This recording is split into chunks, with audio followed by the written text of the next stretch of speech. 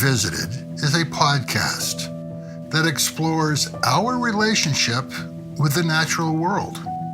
It consists of interviews, stories, and discussions that highlight the notion that nature is not a place one goes to, but rather a place one is already a part of, that we are nature. For those of you who are new to the podcast, my name is Stefan Van Noorden. On this episode of Nature Revisited, we are thrilled to welcome Cal Flyn to the podcast. Cal Flyn is the author of the new book, The Savage Landscape: How We Made the Wilderness.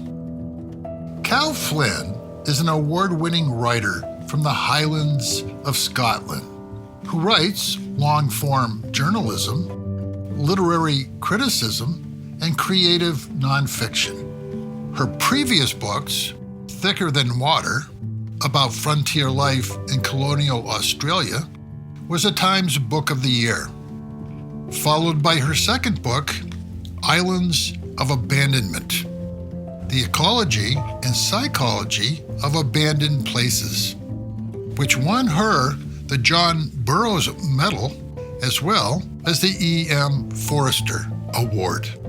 In The Savage Landscape, Cal dives into the different concepts of what wilderness really is and why it has such a powerful hold on us. Cal takes us on a journey to some of the planet's wildest places to investigate the nature of wilderness, its preservation, and its meaning. Cal currently is the Distinguished Writer in Residence at Wesleyan University, where she joins me to talk about the savage landscape.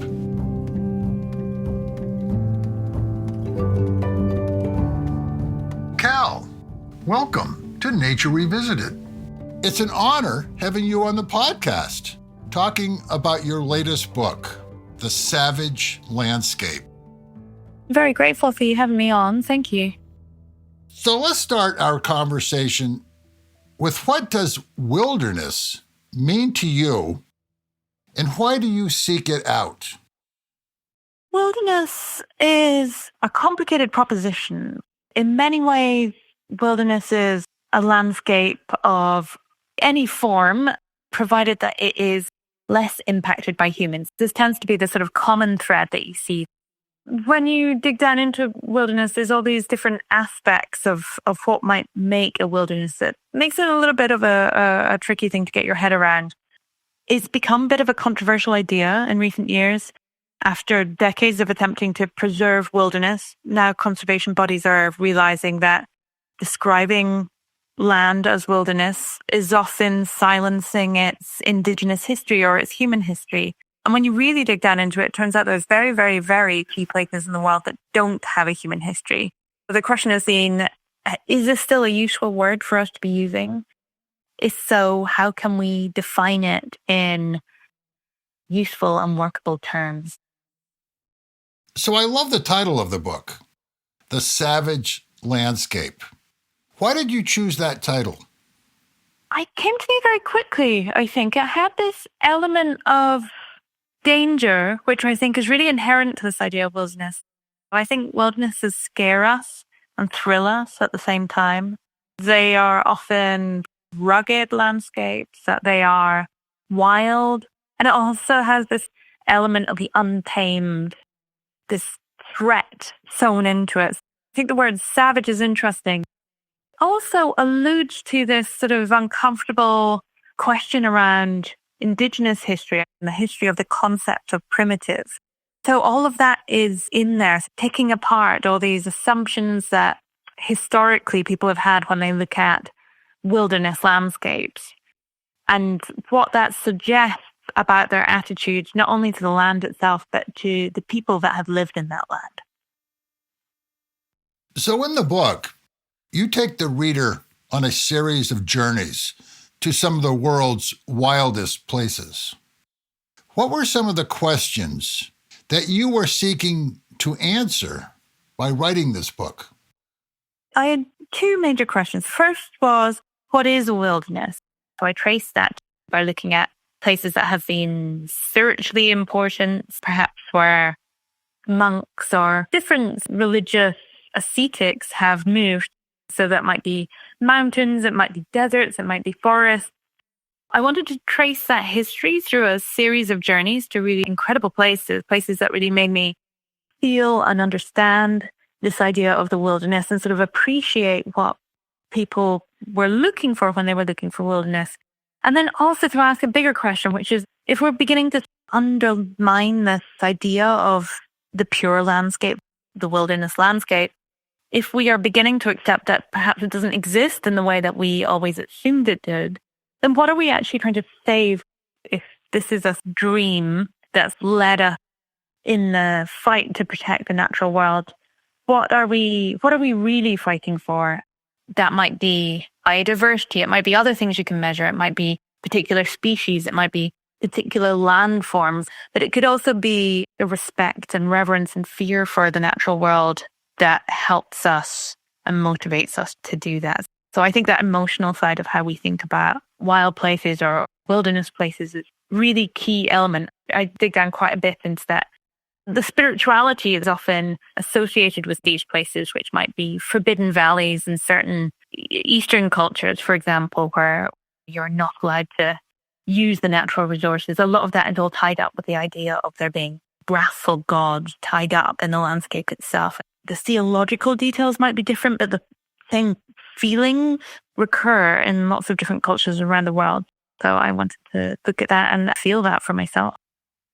So you start the book with a visit to the desert and a look at the historical, religious, and spiritual concepts through the eyes of the desert fathers, and wilderness as isolation and truth-seeking.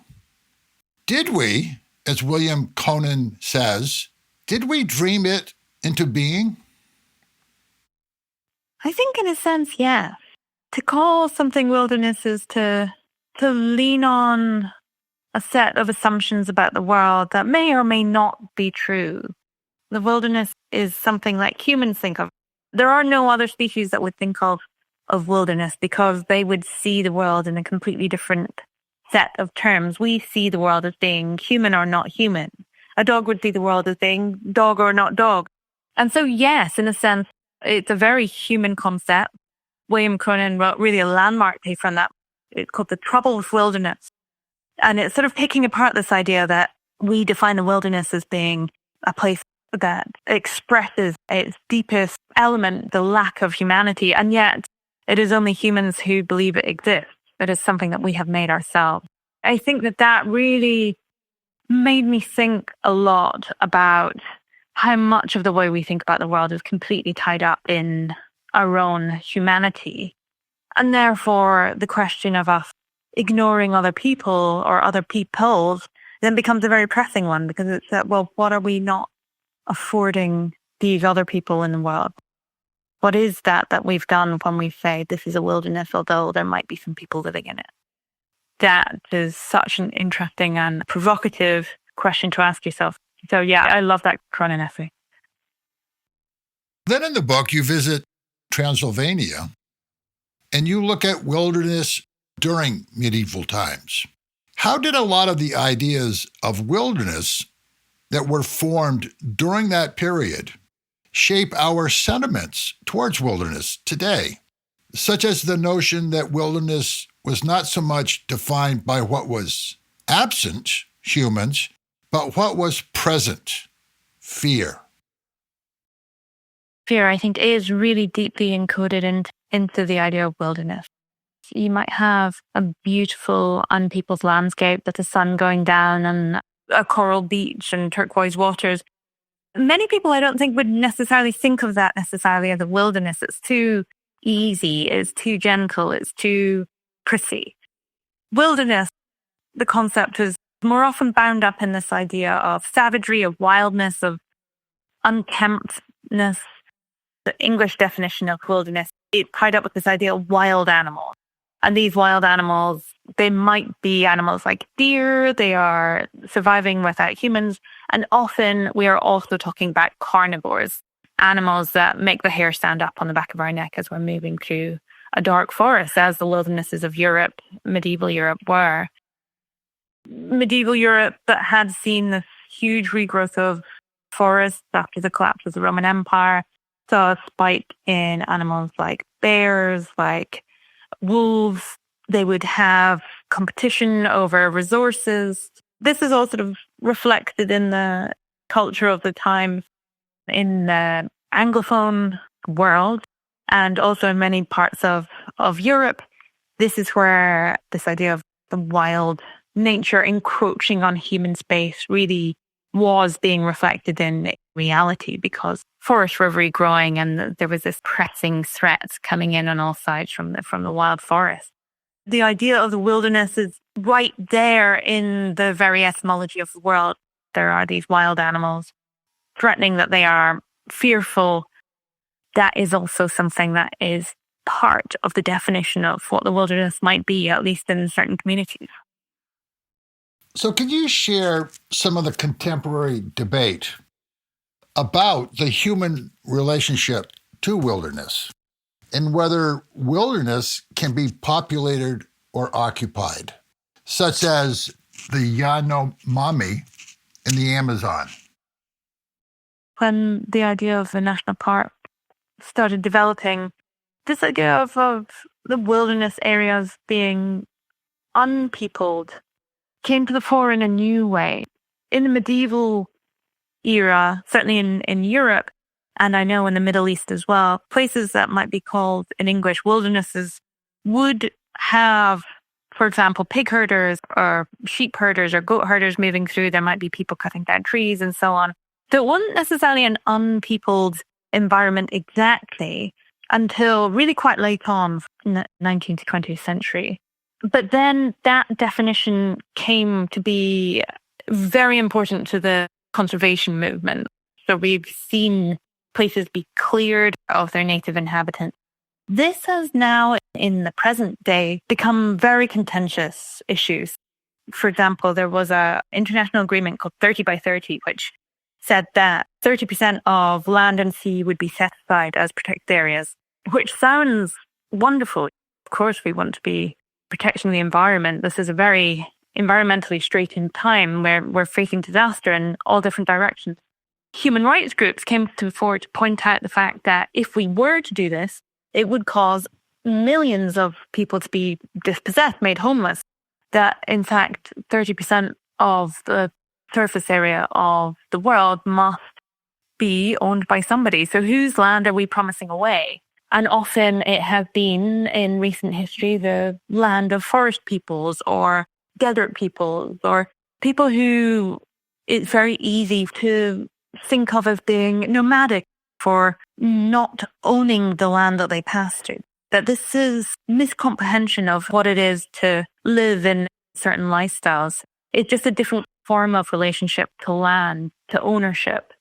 This has been a big ongoing fight, I suppose. It came to the fore during this 30 by 30 conflict between human rights organizations and conservation groups. That it's just one more instance of the same fight that's been going on for decades now. Trying to figure out how to protect these invaluable landscapes while also enabling people who might have lived on these landscapes for hundreds, even thousands or tens of thousands of years to continue their way of life.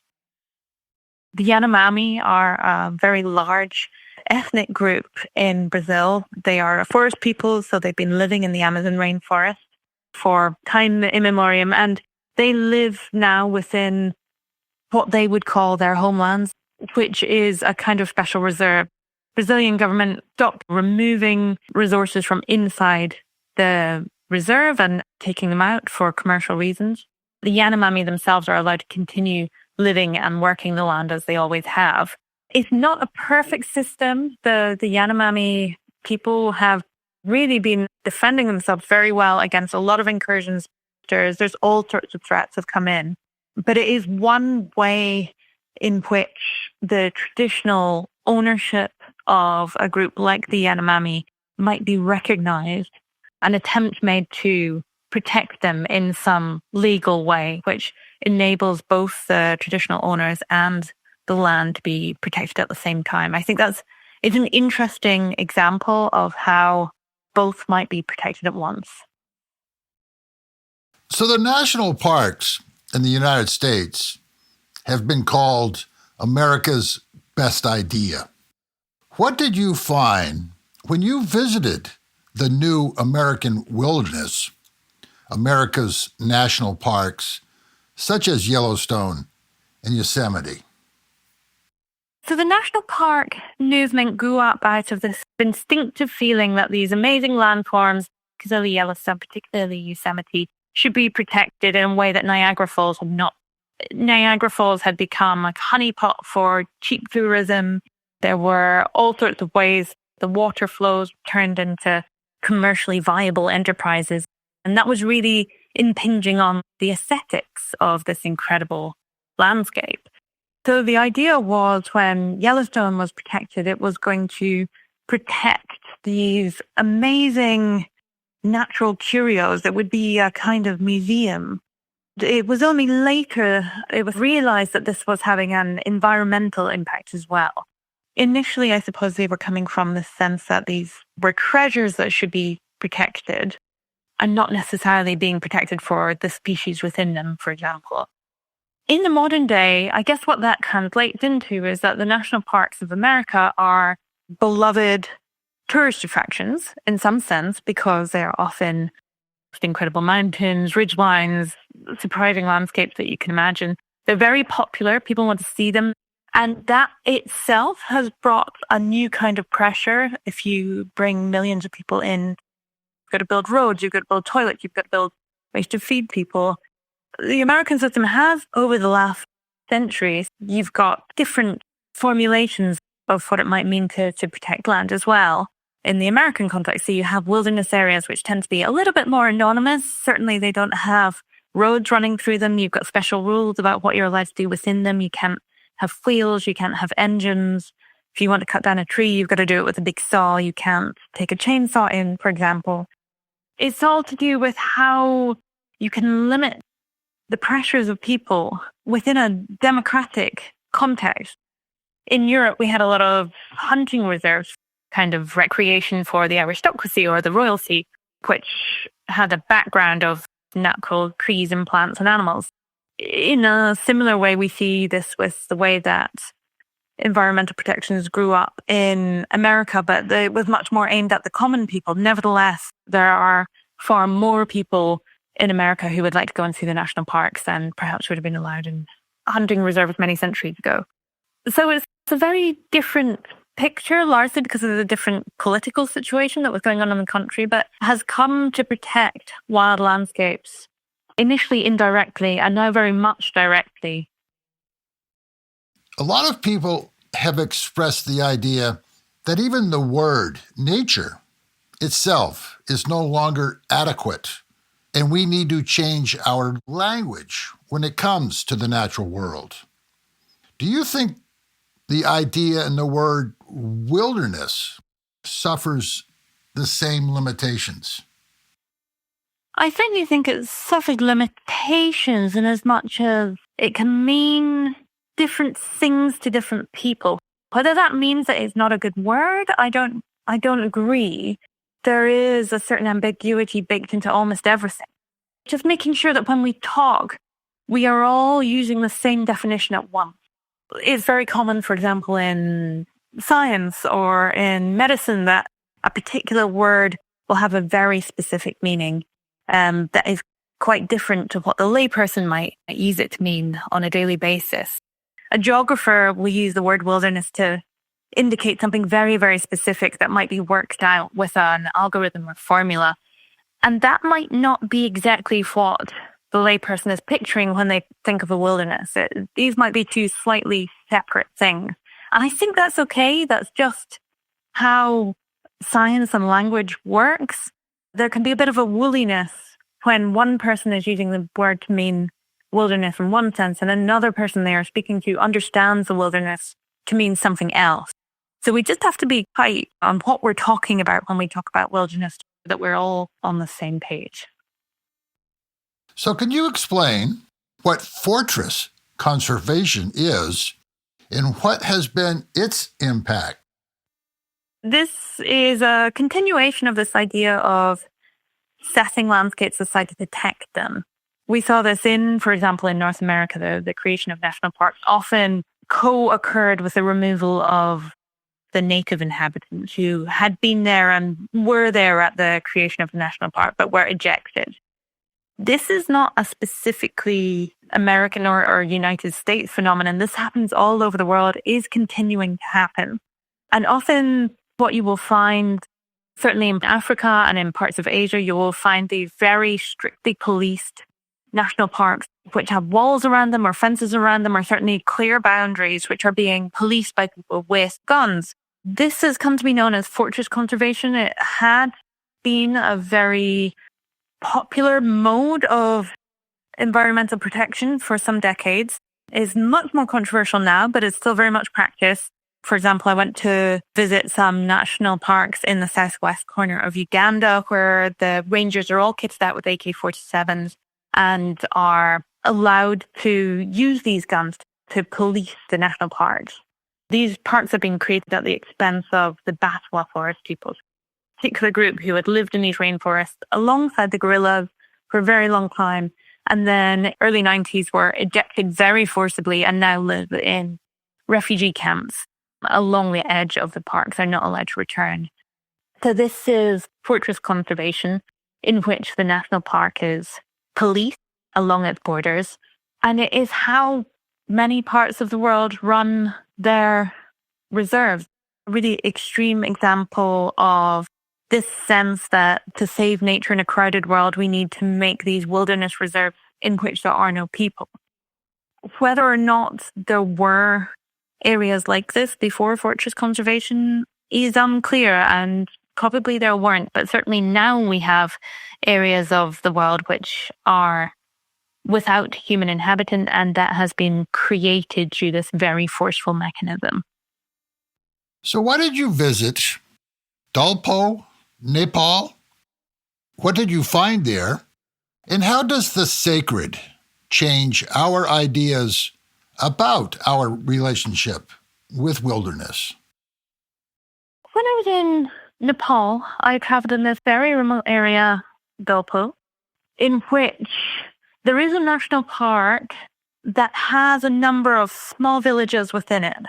These people continue to live inside the bounds of the national park and live the traditional lifestyle. They are yak herders. Some of them have does, which is a cross between a cow and a yak. They might have goats. It's a really interesting case because the people who survive there are very, very religious. They are adherents to the Bon religion. It's a variant of Tibetan Buddhism, although it has animist elements.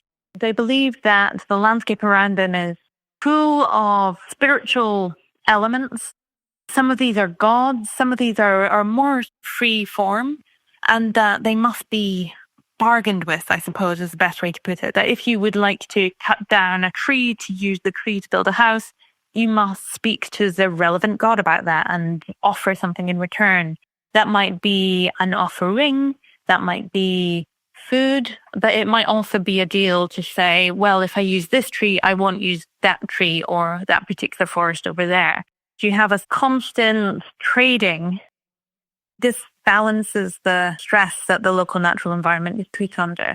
There's certainly a lot to be said for this. These people have lived there for centuries and centuries alongside all sorts of very rare high alpine species. They've managed to find some kind of balance that allowed both of them to coexist.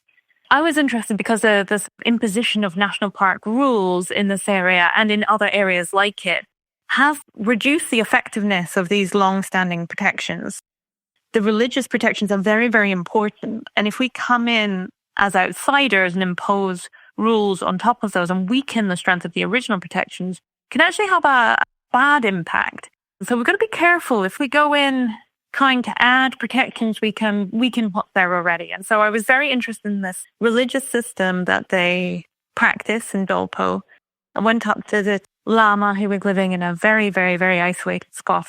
And he overlooked this forbidden valley to which a river was flowing that was powdery white, and it was made up of the meltwater of glacier high on a mountain that they called Kanjaroba, which they considered itself to be a sacred mountain. And so you wouldn't swim in this river. You certainly wouldn't cut down any of the trees in the banks of this river. You could pass through the forbidden valley, but you shouldn't really leave the path. You have what is effectively a nature reserve, but it's been imposed for different reasons. It's been imposed for religious reasons, and these religious reasons have been very long-lasting, very well respected. I think that gives us a lot of insight into how certain people have managed to maintain the biological value of their landscape while living very much immersed within it. It forces us to question, doesn't wilderness really have to be unpeopled for it to retain its ecological value? People like the Dolpo people really show us how we might live alongside nature and allow it to maintain its integrity, not fencing it off or walling it off and forcing it to be a completely separate place and forcing other people very specifically from their home. I think that is going to have to be the way that we think about conservation in the coming decades, that human rights and social justice have very rightly come to the fore in environmental thinking. And models like these are the ones that we need to keep at the forefront when we think about what to do and how to protect not only the natural environment, but people who are perhaps living outside of the capitalist model. How can we allow their environments to thrive also? So at the beginning of the book, you ask, if wilderness does not exist, then how does it have such a hold on us? How would you answer that question now that you've finished the book? Having chased this term all around in all sorts of different directions, I've personally come to understand wilderness to be a kind of emotional response to a landscape. That it might not tally with the actual world, that when you dig down into it, all these places that I might feel to be wildernesses end up being somebody else's garden. That nevertheless, it still has a hold over me. It doesn't really matter what I think rationally. I still have these emotional responses to places that I personally perceive to be wild.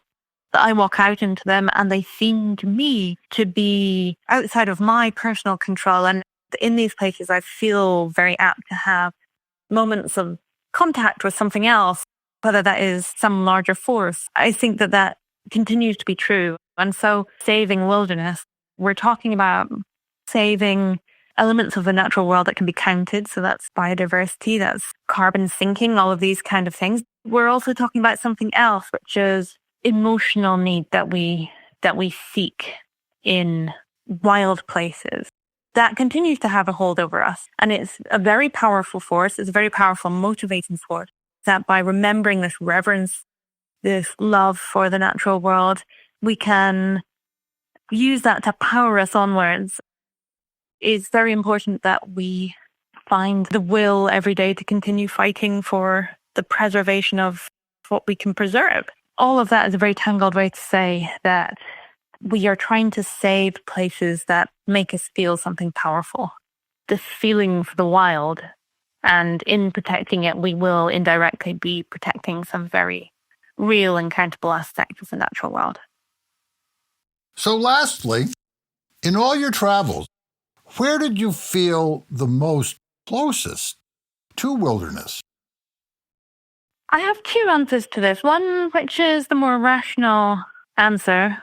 I went to the Antarctic continent. By any rational measure, that must be the most wilderness place I've ever been. Certainly the furthest from any kind of built environment. But did I feel like that was my biggest encounter with wilderness? I'm not sure, actually. I think I've had many encounters with what feels to be the wilderness that have happened very close to home. In Scotland, where I'm from, only a few miles from the nearest road. I felt very, very lost and alone and frightened by the landscape and overwhelmed by natural forces and frightened of the animals I might encounter, perhaps. I realized that I could chase all around the world looking for the wilderness, but it would come upon me very suddenly and unexpectedly, and in a place that I would not have picked had I been looking on the map for the wilderness.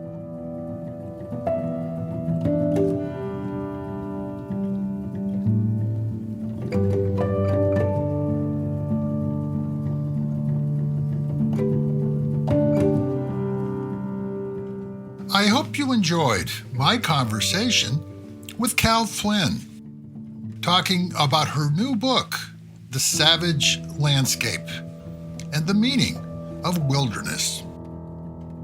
And I hope you take the opportunity to read this fascinating book and visit her website, calflyn.com, to learn more about the work she is doing. Norton Productions would also like to announce the publication of Nature Revisited, Stories of Hope for a Planet and Its People. Nature Revisited, the book, is a collection and celebration of 20 interviews from the first 6 years of the podcast. 20 incredible interviews transcribed from episodes with people such as Ursula Goodenough, Doug Talmy, Camille Dungy, and Kurt Meany, to name a few.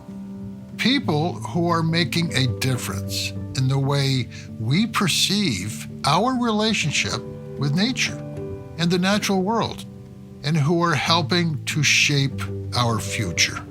It is beautifully illustrated by Minnesota artist Mark Granlund and is available through your local bookstore, nortonproductions.com, jeffryanauthor.com, or Amazon. If you enjoyed this episode of Nature Revisited, please share with friends, family, and colleagues. And please rate us on your favorite podcast server. It will help us to reach a larger audience.